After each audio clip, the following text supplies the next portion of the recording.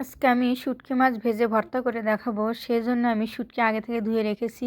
ইসা মাছের শুটকি। এখানে পেঁয়াজ নিয়েছি, আদা, কাঁচামরিচ, রসুন, এগুলি কড়াইয়ে তেল দিয়ে লাল লাল করে আগে ভেজে নেব।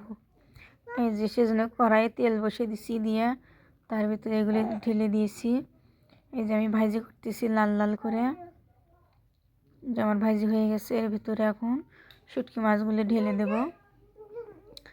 এই যে মাছগুলো এখন ভেজে নেব আমি। এই যে মাছগুলো ভাজা আগে যে আমি লবণ দিলাম, একটু একটু হলুদের গুঁড়ো দেব, দিয়ে এখন একটু সামান্য, বেশি ভাজা যাবে না, তাহলে তিতে হয়ে যাবে।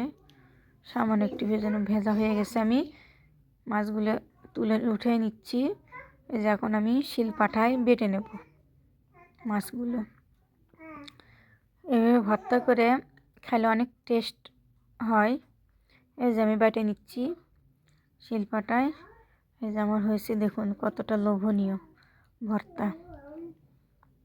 দেখুন কতটা মজাদার শুটকি মাছ ভেজে ভর্তা। এই যে দেখুন।